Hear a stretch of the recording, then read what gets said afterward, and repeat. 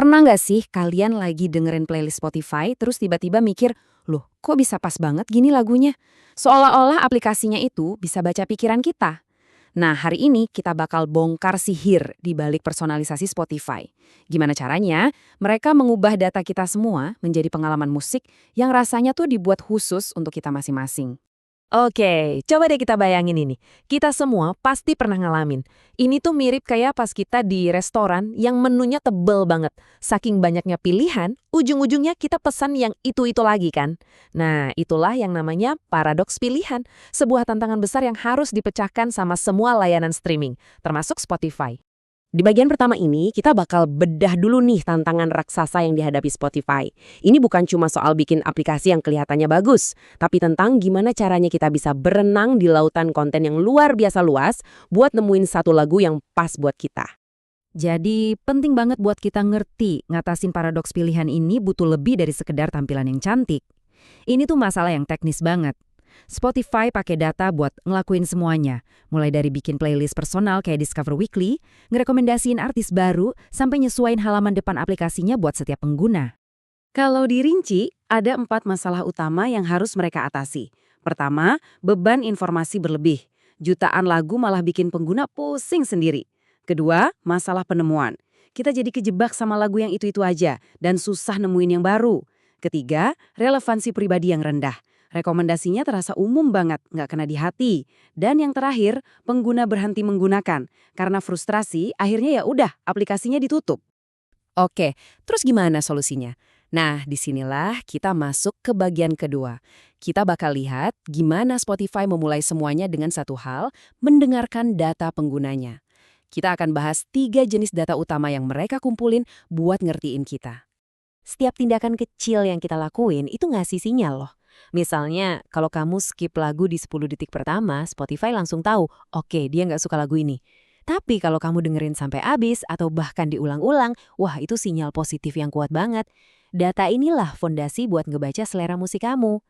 Gak cuma dari lagu yang kita dengerin aja, setiap ketukan dan pencarian itu punya cerita. Waktu kamu ngeklik tombol suka di sebuah lagu atau bikin playlist dengan judul Lagu Semangat Pagi, kamu itu secara aktif bilang ke Spotify, gue suka yang kayak gini, kasih lagi dong. Nah, ini nih yang keren banget. Spotify itu sadar kalau konteks itu penting. Kalau kamu dengerin musik pagi-pagi, mungkin mereka bakal rekomendasiin playlist yang ceria. Kalau malam, mungkin lagu-lagu yang lebih santai. Mereka juga ngeliat apa yang lagi ngetrend di seluruh dunia, biar rekomendasi buat kamu tetap relevan dan fresh. Oke, jadi Spotify punya segunung data. Semua klik kita, lagu yang kita skip, playlist kita. Tapi gimana caranya mereka mengubah tumpukan data mentah ini jadi rekomendasi yang sempurna? Nah, disinilah alat-alat canggih mereka mulai bekerja. Jawabannya ada di sini. Machine learning itu intinya AI yang bisa nemuin pola tersembunyi di dalam data. Collaborative filtering itu merekomendasikan lagu berdasarkan selera orang lain yang mirip sama kita. A/B testing itu cara mereka ngebandingin 2 versi desain buat lihat mana yang lebih bagus. Dan pemodelan prediktif itu pakai data buat nebak lagu apa yang bakal kamu suka selanjutnya.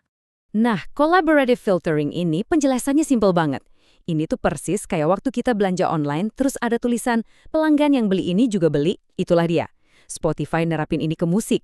Kalau kamu dan aku sama-sama suka 10 lagu yang sama, kemungkinan besar kamu juga bakal suka lagu ke-11 yang aku suka. Sesimpel itu idenya.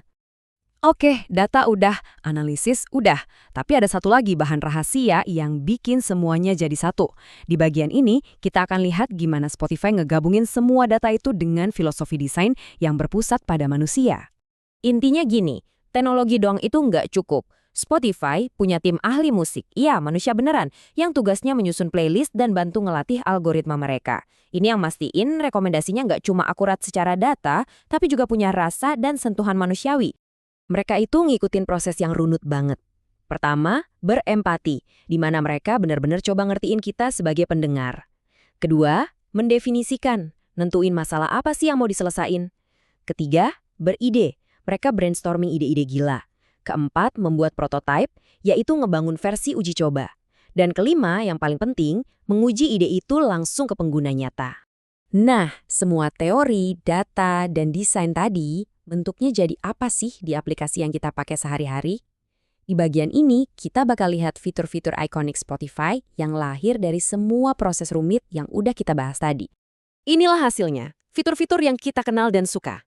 Ada Discover Weekly, playlist otomatis yang nongol tiap minggu, ada beranda yang dipersonalisasi, halaman depan yang isinya beda buat setiap orang, ada UI dinamis yang bisa berubah sesuai kebiasaan kita, dan interaksi mikro, di mana tombol suka atau tidak suka kita langsung ngaruh ke rekomendasi berikutnya.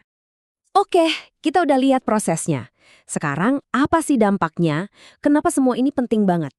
Yuk kita lihat dampaknya, baik buat kita sebagai pengguna maupun buat bisnis Spotify sendiri. Buat kita nih, sebagai pengguna, dampaknya gede banget. Dulu, kita mungkin ngandelin radio atau rekomendasi teman buat nemu musik baru. Sekarang, berkat personalisasi, kita bisa nemuin artis-artis baru yang mungkin nggak akan pernah kita temuin sendiri. Pengalamannya jadi terasa sangat pribadi dan memuaskan. Dan tentu aja, pengalaman pengguna yang keren ini langsung jadi kesuksesan bisnis buat Spotify. Di pasar streaming yang ramenya minta ampun, fitur personalisasi inilah yang bikin Spotify menonjol dan akhirnya jadi yang nomor 1 di dunia. Setelah kita bedah semuanya, sekarang di bagian terakhir kita bakal simpulin jadi 4 pelajaran penting yang bisa kita ambil dari cara kerja Spotify yang luar biasa ini. Pelajaran nomor 1, dan ini yang paling fundamental, desain yang hebat hari ini dibangun di atas data. Bukan lagi tebak-tebakan atau ngandelin feeling. Dulu, desainer mungkin mengandalkan intuisi, sekarang mereka bisa bikin keputusan berdasarkan perilaku nyata penggunanya. Pelajaran kedua adalah soal sinergi. Data aja nggak cukup, perlu ada sentuhan manusia juga. Dengan ngegabungin kecerdasan mesin sama wawasan manusia, Spotify berhasil nyiptain produk yang nggak cuma akurat, tapi juga punya rasa.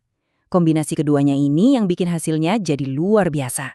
Nah, ini juga penting banget buat diingat. Desain itu bukan proyek yang sekali jadi terus selesai. Enggak, dia itu siklus tanpa akhir. Spotify terus-menerus nguji dan nyempurnain produknya. Contohnya, algoritma Discover Weekly itu terus diubah biar makin lama makin bagus. Produknya selalu berevolusi. Dan yang terakhir, sekaligus yang paling penting, kuncinya adalah personalisasi. Di tengah lautan informasi yang nggak ada habisnya, personalisasi inilah yang bikin teknologi jadi relevan. Dulu, teknologi itu terasa dingin dan kaku. Sekarang, berkat personalisasi, teknologi bisa terasa kayak dibuat khusus buat kita. Ini bikin kita mikir kan, di dunia yang serba ada ini, gimana lagi caranya teknologi bisa terasa manusiawi?